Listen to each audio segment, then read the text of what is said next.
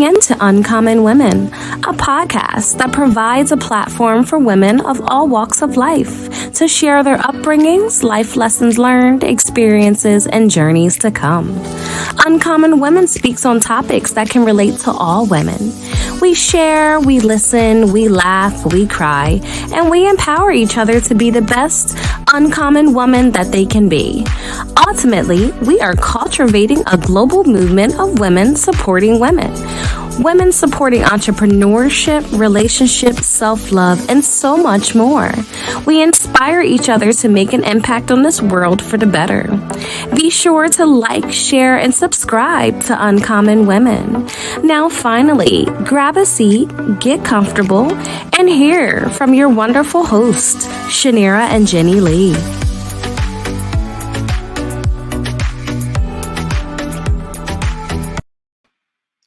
Thank you for tuning in to Uncommon Women. I'm Shanira, and unfortunately, Jenny Lee is not able to be with us today. But without further ado, we have an amazing guest speaker that's going to come on with us in just a moment. We have Toni Warner, who's going to share her testimony and give some tips on how we can redefine balance towards dreams without sacrifices.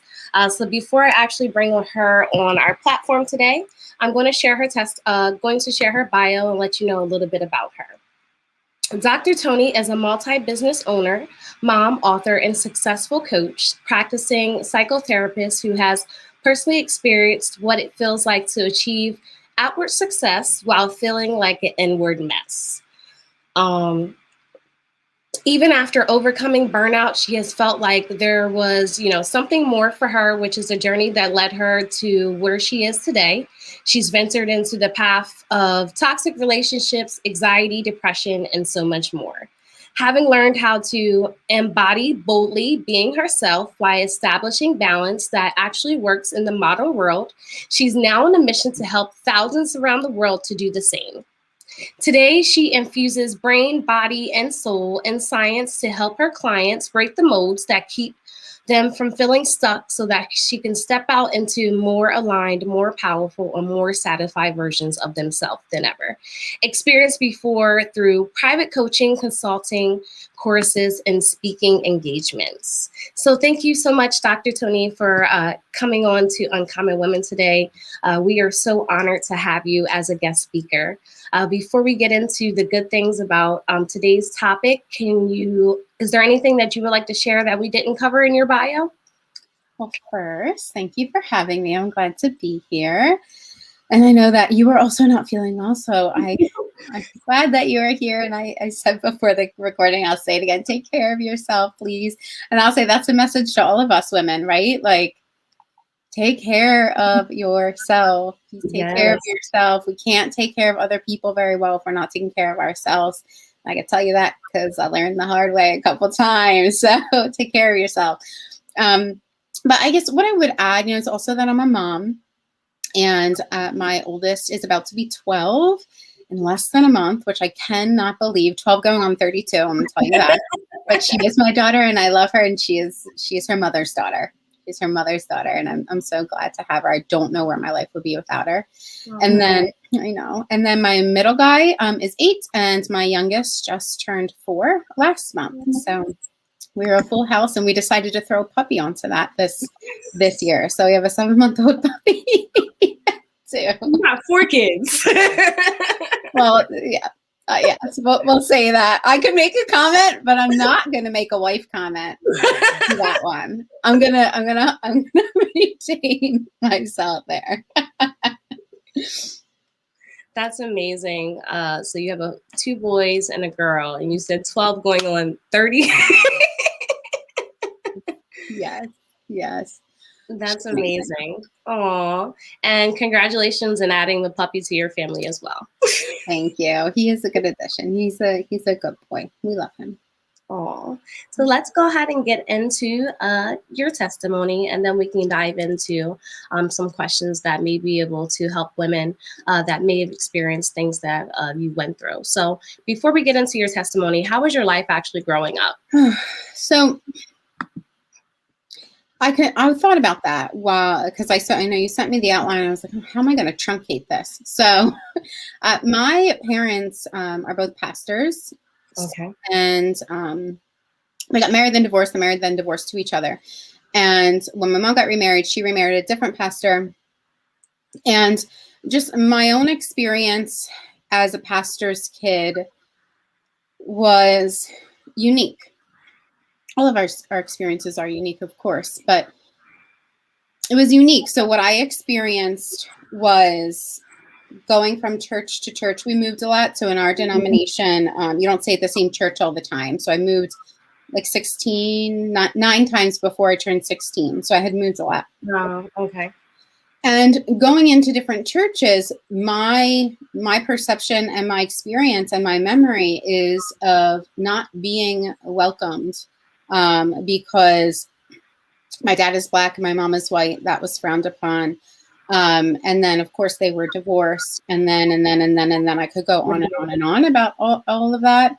But what I felt, what I experienced was this incongruence within myself of I'm being told about love and forgiveness, and I'm being told to show up in this way, but I'm not witnessing that. And I could feel that separateness. So that was just within my church and my family. Right. But then I was also a tomgirl. So I was always overweight. And I would have like the Spanx shorts on with the big oversized. Right, I remember. So I was an overweight tomgirl. So I didn't fit in the black or white box. Right. I also was gifted. And so I received messages that I thought basically I was too good to be Black because the way that I spoke and because I was gifted, and that was hurtful.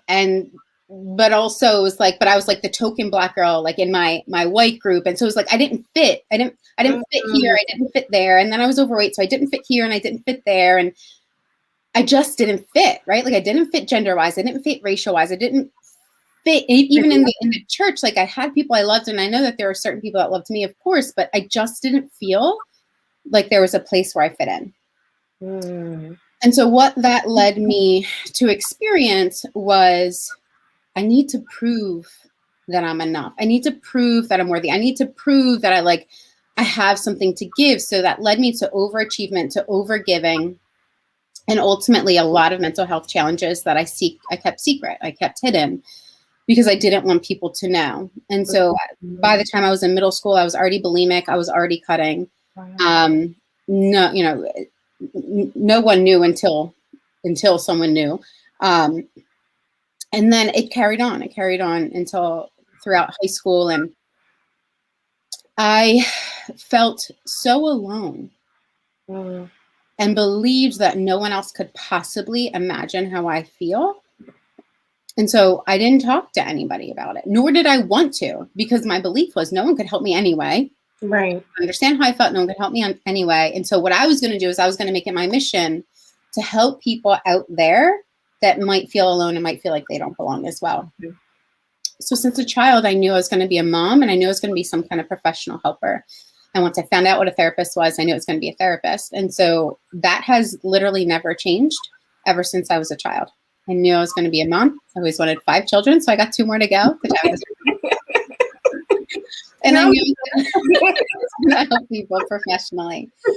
And so I say that's kind of the truncated version of my childhood and my experience through my eyes, right? Through my eyes and how it was for me.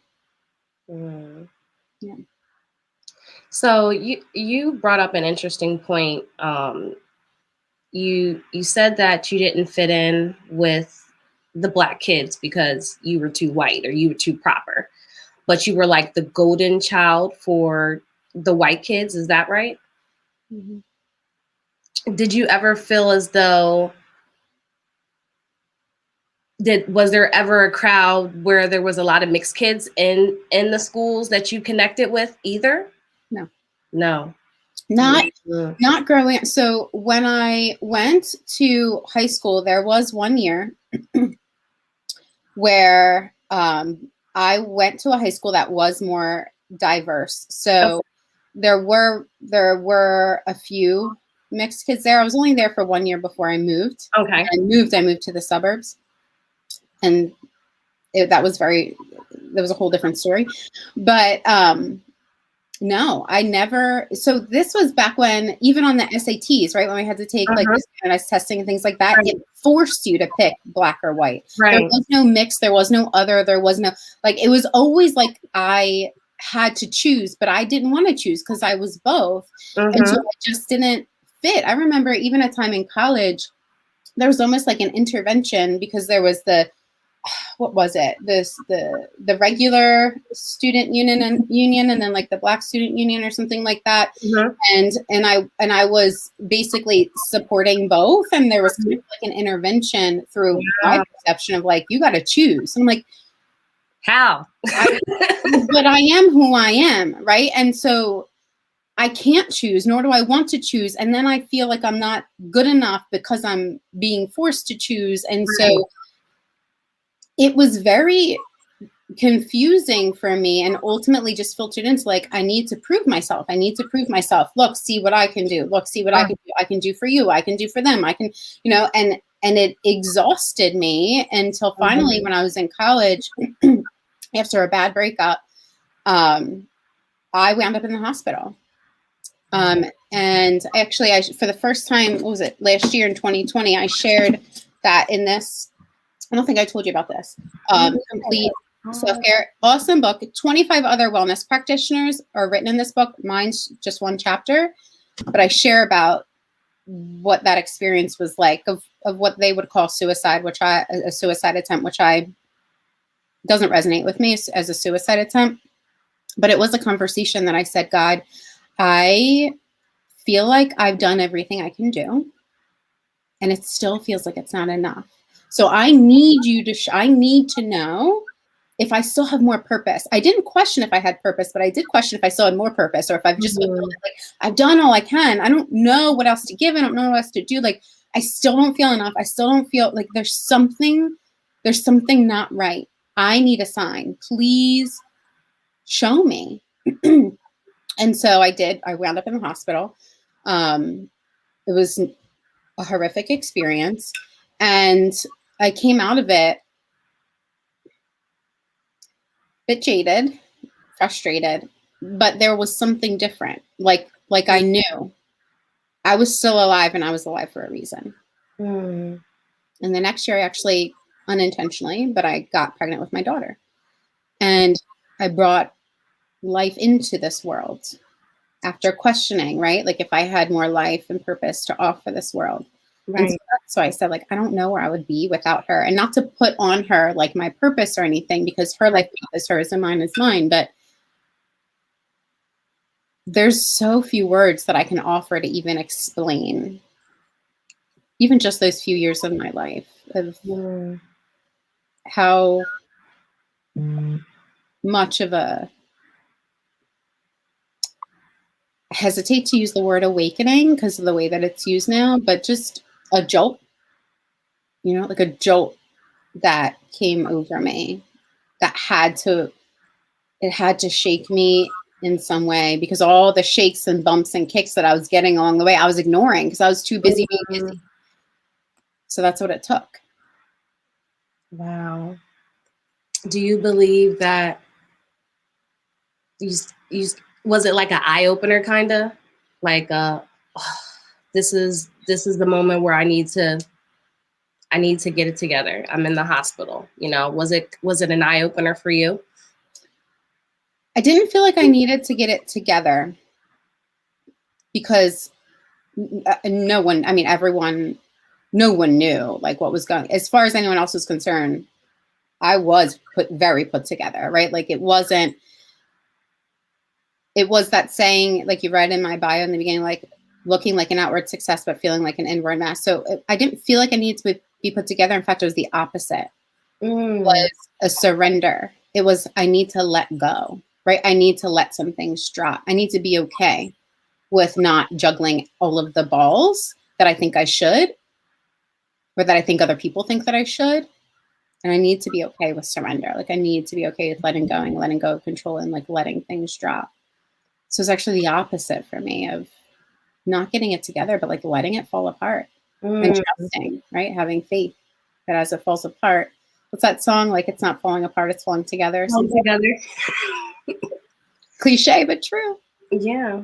And what was your relationship like with your parents when you were going through this process, or when you were in the hospital? Was it, because obviously you had it like picture perfect on the outside, it's not something that they probably ever thought about. Like how was the relationship with your parents after finding out? Oh, I think that could take us down a big rabbit hole. But what I'll say is my parents, and I think most people in their generation, and I don't like to generalize, so I don't mean that as a sweeping generalization, but weren't taught how to manage really difficult emotions. So they didn't, they just didn't. They didn't talk about it. We had no conversation about it, at least not like of significance. Yeah, I think they didn't know what to do with me, so they just didn't. So it's kind of like they knew, but it's like it's just best to just leave it alone type thing.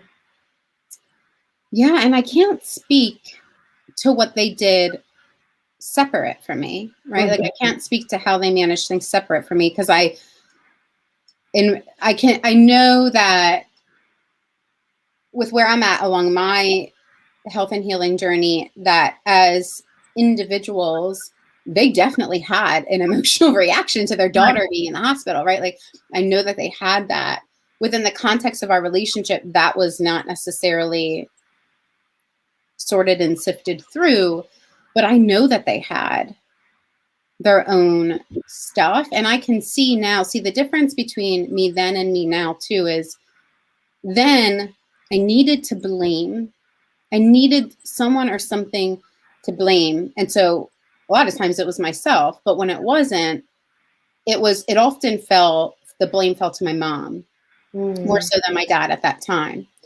And now the difference now is that I can see that nothing was her fault. This is what I call like, it's the chain of pain, right? Like when we are in pain, and she had her own life pain, as we all do. And when we're not able to process it, we're not supported through it, we don't know what to do with it, we find a way to deal with it. Right? Whether that's becoming a workaholic or an overachiever, or becoming addicted to some substance or risky behavior, whatever it is, like we all find our way to deal with it. That's what we do as humans. And so I can see now that that was not, to be there for me emotionally wasn't something that was where they were at, because of where the own pain that they had to sort through. So there's no shame or blame that I feel, or anger or resentment that I feel towards my parents at all anymore. But I had to heal the parts of myself that did feel hurt from like back then, because there were parts of myself that did feel like hurt back then. But I don't feel that at all anymore. It's completely lifted. And I think that's really what forgiveness is, because they didn't actively do something to me, but that's what forgiveness is choosing to let go. The weight's lifted. Yeah, for sure. That's amazing. So can you speak on how when you were struggling with depression, anxiety, how it can help others just get through it? Do you feel as though they have to go through it to get through it? Or is there any other suggestions or ways that you can help others that's experiencing any depression or anxiety, or just not feeling like they're enough? Yeah. Well, first of all, I want you to hear, you meaning whomever's listening and whoever needs to hear it, that you probably feel alone, much like I said. Like I felt very alone, like no one can understand. And in some ways, you're right. No one has ever been exactly you in these exact shoes, having walked this exact circumstance or life experience. And also, while that's a valid feeling to have, you're not alone. Yeah. Not right. Like you're not alone, be it even if you don't have the support system that's able to emotionally support you, you're not alone in this world, in this thing called the human experience. Our stats for mental health with anxiety, depression, suicide, all of it, they're continuing to grow. Our burnout rates continue to grow.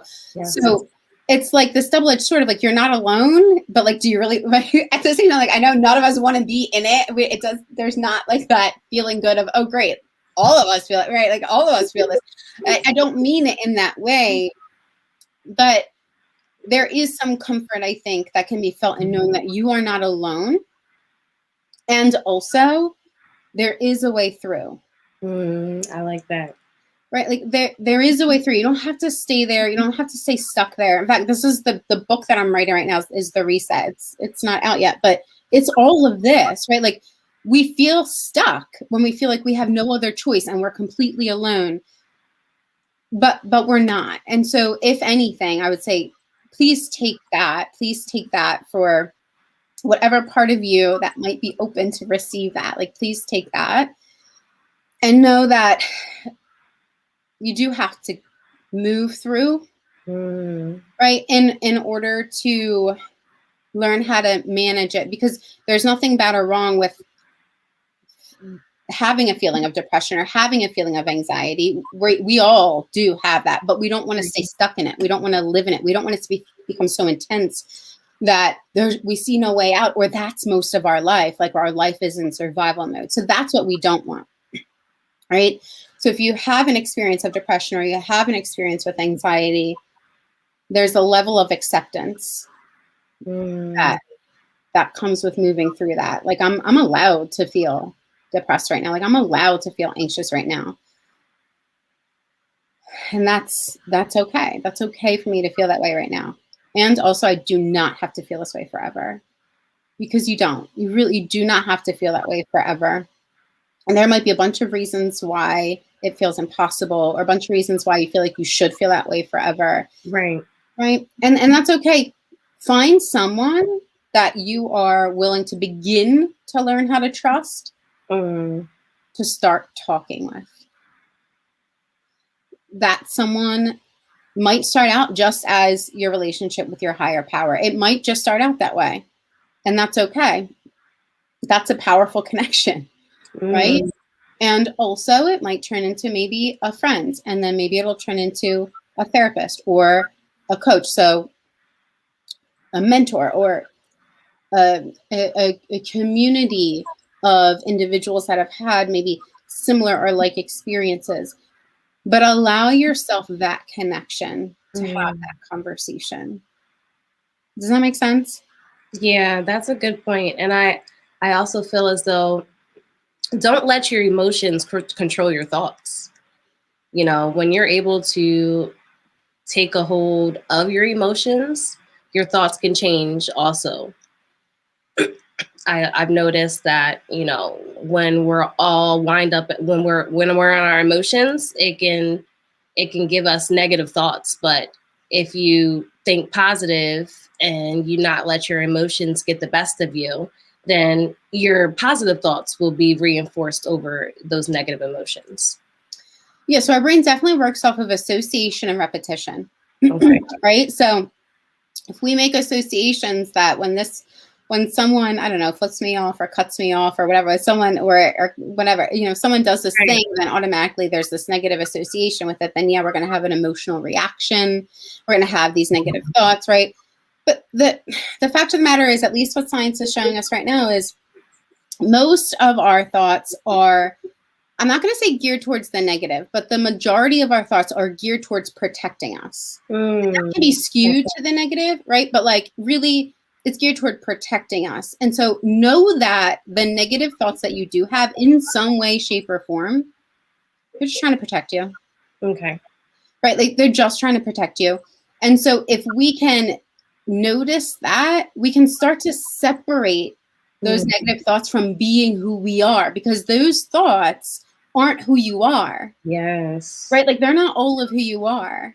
And I think that's an important distinction. But yes, absolutely, you're right. If we can notice our emotions and we can tend to our emotions, then they're less likely to kind of gain momentum and build up all of those negative thoughts. But we can't, if you've been practicing these kinds of associations, if you've been repeating them for decades, you're not going to be able to change it with the flip of a switch. And you know what?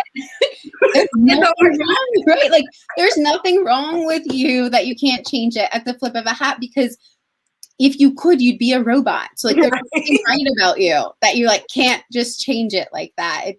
It takes creating new associations, right? Like takes creating like these new mental repetitions, these new mental habits. And that does take time, which is why the way to manage it is through, right? Is to notice the emotions that are coming up, the thoughts that are coming up, and to be able to work with them differently, to react to them differently, rather than identify as them. And then they feel either like they're flooding you or you feel out of control. So you got to cut them off, right? So now you're numb. And neither of those ways, like those are both survival techniques. Neither of those ways are a way to thrive and feel more balance in your life. They're both a way to kind of throw off the balance in an effort to just survive and get through. That's good. That's good. I think you brought up a good point about how people sometimes become numb from emotions. How can we help business women that, have to have it all together or have to be super mom or has so much going on, but when they get home, they're just like, ugh, I'm just over this. This is hard. I don't want to do it anymore. Can you give us some tools or tips that can help women that just have a lot on their plate, even single moms that have a lot on their plate and just feel like they want to give up? Well, let me first say that when I had my daughter, I was a single mom. I was a junior when I got pregnant in college, and I graduated with her on my hip walking across the stage and went right straight into my first master's degree. And I was pumping on the university floor. She was in class with me at 1 week old in her car seat, right? Like I get like life has these roles and responsibilities that we fill, right? I was rationing diapers because I couldn't, in my field, they don't pay you for internships. You pay them to do an intern. So I was like not making money, but I was working. And so this whole thing, right? And so that was another reason for me to say like, I'm alone. Like I got to do this all on my own. And honestly, I did feel that way. It's on my shoulders. She's my daughter. She's my responsibility. Right. And gosh darn it. Like I am going to make sure that I'm the best mom to her and that I show her the best example. And you know what? That's a whole hell of a lot of pressure for us women to put on ourselves. And so there is a catch-22 of, do we want to do our best to show up as our best selves each day, each moment? Yes. And also, in order to do that, we have to accept that our best self at any given moment is going to change. And that's okay. That is okay. That is human. And if we don't accept that, if we're like, oh, we have to do it all, we have to be it all of the time, what's going to happen is you're going to burn yourself out. You're going to become resentful or angry or cranky or irritated or even more depressed or anxious, right? And then you're definitely not going to feel like you're operating as your best self. And I know because that's what I did, right? Like I totally burnt myself out twice.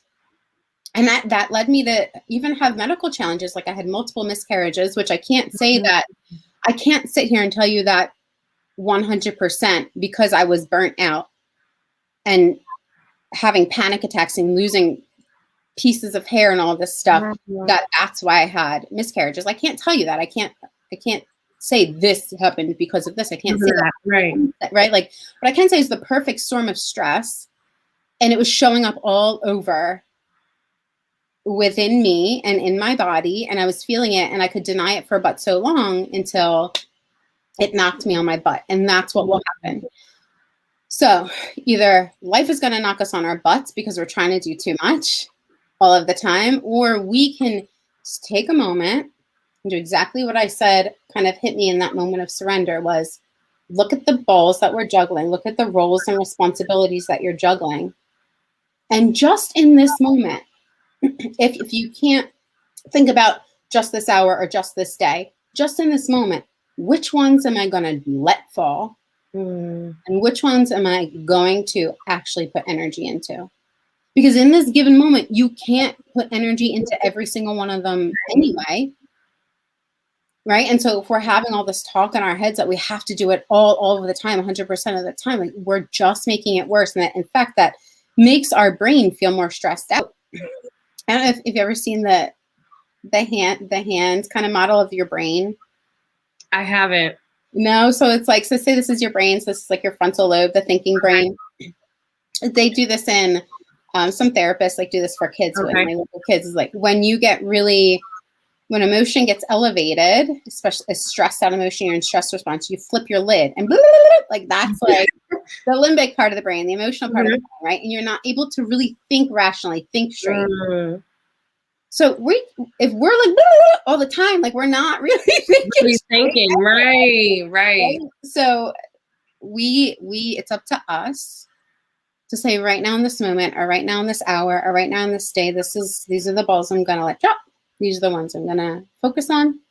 And it's not this negative selfishness that gets turned around like, oh, you're selfish if you choose to spend an hour by yourself instead of spend it with your kids, or you choose to take 2 hours of rest and relaxation instead of working on your business, or like that's not bad. That's not wrong. That's not selfish. That's how you create balance. Yeah. That's it. That's awesome. That's true. Balance. I think a lot of people miss the life-work balance, because I know my job, when I was working full-time at one of corporate America, they're like, we're all about life-work balance, but it's like, but you need to do overtime. And it's like, well, where's the life-work balance with that? Yeah. I'm glad you said that, because what I'm going to say is, and I'll keep it short because I don't want to get my soapbox. I go on forever, but sometimes, and I'm totally someone that's been guilty of this before as well. We look at the system and our frustration with the system, be it corporate or all of the systems that obviously need, updating in our world. And we get frustrated with the system. And then when we focus on that, we feel powerless and pissed off. But when we're feeling powerless and pissed off, where are we? Right? So we're not able to function our best. We're not able to show up as our optimal selves to enact the change in the systems that need to be enacted. And so rather than, it's totally normal to feel frustrated and pissed off at the system when it's like, oh, you need to do this or this or this, right? Totally normal. I've worked in a toxic work environment, and I told you I was losing patches of hair, but it's up to us to say no. Right. And in saying no, sometimes that means being okay with walking away. Sacrifice. Come on. It means being okay with walking away. And what you're not sacrificing, if it comes to that, and I'll tell you, if you're really valued there, if you provide value there and you belong there and you're like, yes, this is where my mission is, my heart is in this, my passion's in it, the more you set your boundaries, the more you're willing to say no. You're not sacrificing yourself when you say no. You're standing in your power. And the more power then you have to enact that change where you're at. But if you're saying no, putting down those boundaries, and it's get to walking, then how much power did you really have there? Like, how much change were you really enacting? How much purpose were you really fulfilling while you were there? Maybe that was your opportunity to go on to the next, so that you can connect with your purpose more, so that you can feel your passion more. And that transition can be scary as hell. It can be frustrating as hell. There's so much, right, in that transition that can happen because it's unfamiliar. Right. But that transition may be that connection, that bridge to that more that you're actually wanting and looking for. Right. That's true. And you brought up a good point, because I was with the job for 6 years and I was just like, you have to be comfortable in being uncomfortable. So what do you want to do? And by the grace of God, you know, I did leave and it brought me more peace. And I would have never known if I would have stayed. Yes. I would have never known. So Yes. you made a good point. You made a point. You do have to sacrifice at times. Well, and I'm going to nitpick a little bit, but Okay. I want to shift it from sacrifice, because us women, like, oh, we have this thing of like sacrifice, right? Mm-hmm. You're getting comfortable in being you and getting comfortable with others feeling uncomfortable about it. Mm-hmm. Not sacrifice. What you're sacrificing is the responsibility of taking on everyone else's emotional weight, right? Mm-hmm. You can't actually control anyway. Right. You can't actually control it, right?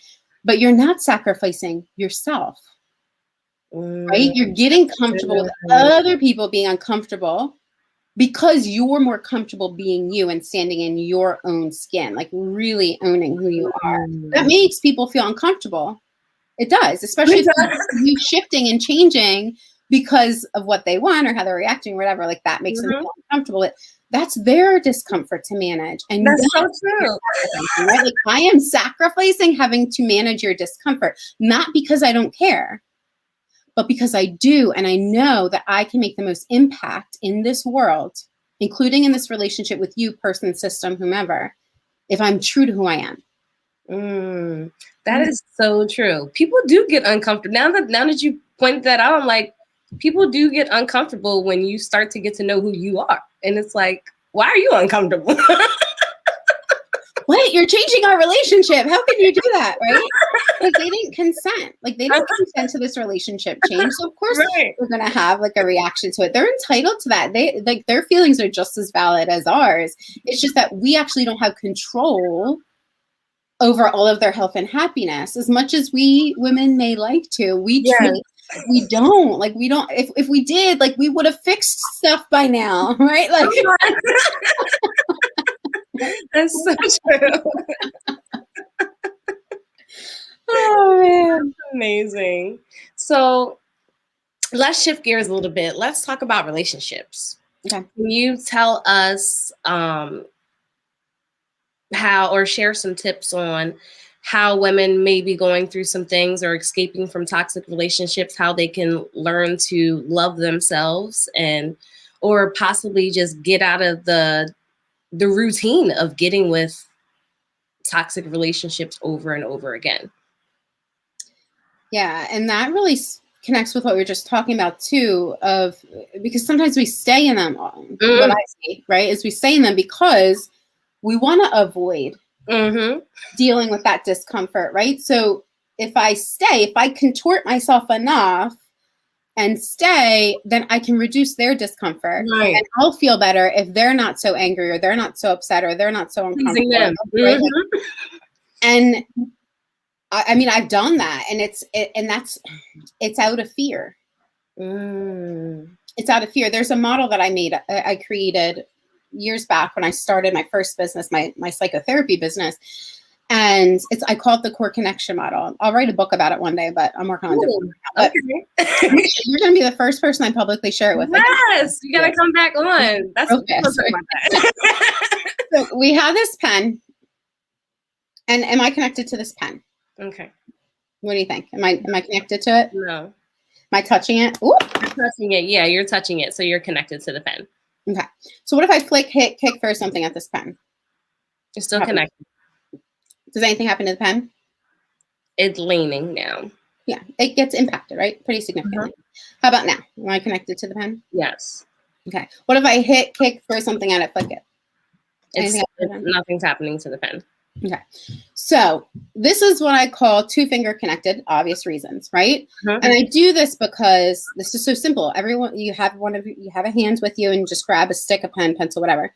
If you're here, you are where most people are when they come to me, is in stress reaction mode.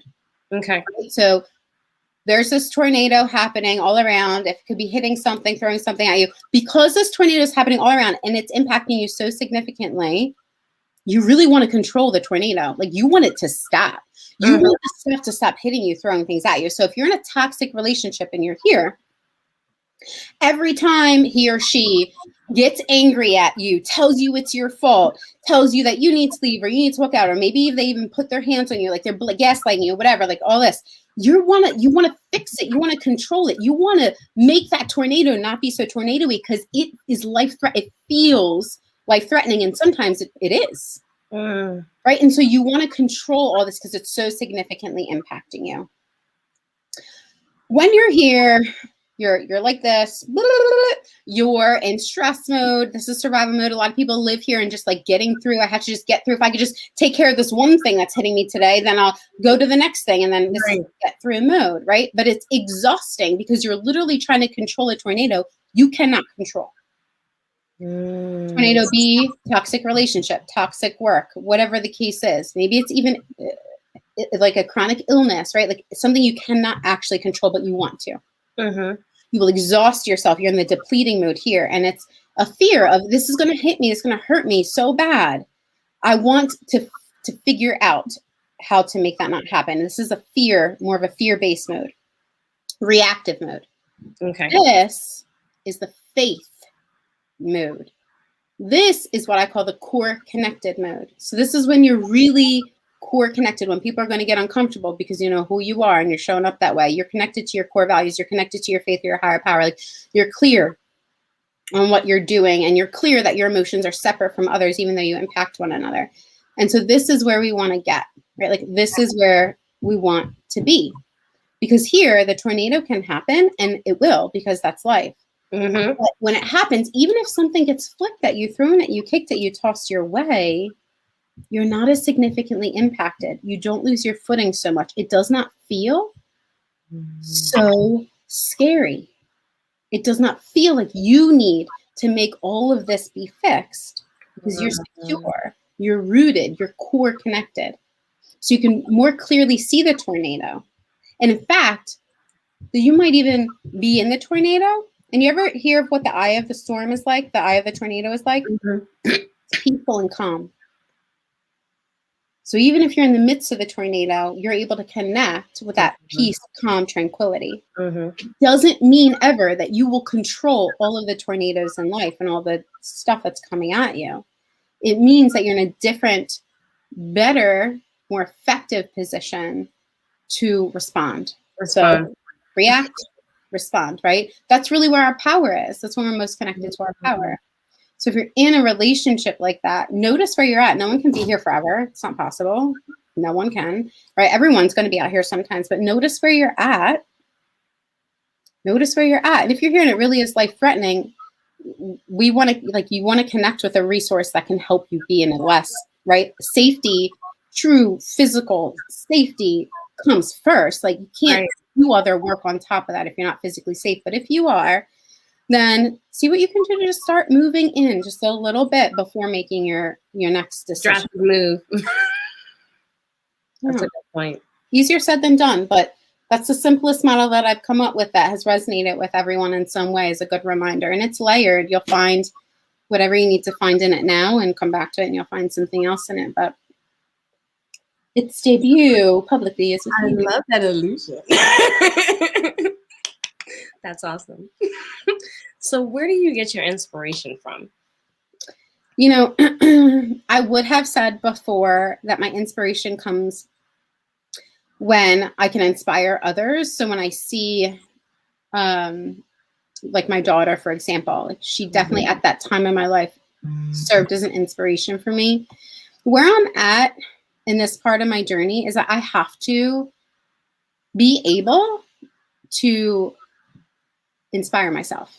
Like I have to be able to slow down and connect with what's really meaningful to me and the way that I want to live my life and how I want to show up in it, and allow that to be inspiration enough. And it took me a long time to, like, you know, learn and move in that direction. And I'm constantly evolving. So if you talk to me in another 10 years, maybe I'll say something different. But that's really where I think it needs for me to come from right now, is for me to really know that it's like aligned with who I am and how I want to be in this world. I need to feel inspired internally. In fact, that's how I differentiate inspiration from motivation. Inspiration is internally felt. It's the gas, the fuel from the inside that's fueling you, whereas motivation is externally felt. It's the motivation is fueled by external factors, be it other people or money or reputation, status, whatever the case may be. I think if you're revolving, that's a good thing. So we're supposed to revolve. Always evolving, always. Always. Is there anything that you would like to share that we didn't cover today? I feel like I already, because we've covered a lot. I don't want to overwhelm anyone. you dropped some gems today. I was like, ooh, okay. You know what? I'm formatting, like I'm doing the final formatting for this book. And I was doing that today for many hours before this. So it's just there. Like it's all, right, it's all there. So no, I don't want to add to what I've already put out besides to just say that you're enough right now. And you'll always be enough. That's good. So let's speak on your accomplishments. How can we help you? Share your business and what you're actually doing for the community. Well, if anyone's interested in the Reset book that I'm coming out with, it will be, this is also the first time I'm sharing publicly. Okay. We've just finalized the release month, and it's going to be February of 2022. Okay. So if we'll bring you back in February 2022. So if anyone wants to support that, I mean, really, it's a roadmap and a journey of, you know, my own life experience, as well as, you know, one of my courses, which is the Reset course, to help guide you, especially if you're an overachiever or an achiever in some way, to guide you so that you're not staying stuck in certain areas of your life. So if anyone wants to support that, I would be happy to add you to like the wait list, because I will need early, like advanced reviewers. Anyone that's wanting to read it in advance and give me honest feedback, I'd love to hear that. Anyone that wants to connect and see how I can support you, also happy to do that. I have a Reset group, a Reset community on Facebook, and it's really there to inspire, for us to feel inspired, to inspire one another. And I share a bunch of different kind of master classes and things in there, and it's a totally free community. So everyone's welcome to join us there as well. Okay. And do you have a website or anything in regards to your coaching and things like that? Yes. My coaching is called Bold and Balance Coaching. And so you can find me at www.boldandbalancecoaching.com. And there is a link to connect, so that if you want to chat and see how I can support you, you could just click that link. Thank you so much, Dr. Tooney, for coming out and sharing your wisdom and your analogies of how we can look at things differently. I love your point of view on certain perspectives that I didn't look at it that way. So I appreciate your knowledge for coming on today. But there is one thing that we ask all of our guest speakers, and that is, what makes you uncommon? I was thinking about, how am I going to answer this question? And you know what? Like, the answer I land on is I don't fit anywhere. I don't fit in any box. And while I felt the first part of my life that was a detriment, what it is a blessing. It's what has allowed me to really do the power and passionate work that I do now in the way that no one else can do it. And so I'd say that's really what makes me uncommon. That's right. You don't fit into the box. Nothing's wrong with that, because you're thinking outside the box too. Well, thank you so much for coming on today's show. Thank you, viewers, for tuning in. I'm sure we don't have any comments here. Nope. Thank you, viewers, for tuning in. Be sure to like, share, and subscribe to our YouTube channel. And if you have any questions, concerns, or comments, you're more than welcome to reach us on our website at uncommonwomen.net, is where we actually have our self-love apparel as well. And if you want to be a guest speaker, you're more than welcome to reach out to that as well. And next week, we will have another guest speaker that's going to be sharing her testimony on the 23rd of Oh no, not the 23rd. I forgot what next Thursday is. I think it's the 30th. The 30th? I think so. Oh, my link is gone. Anyways, yes, next Thursday, the 30th at 6 p.m., we have another guest speaker that's going to be sharing her testimony in regards to self-love. So thank you, viewers, for tuning in, and be sure to stay uncommon. Bye.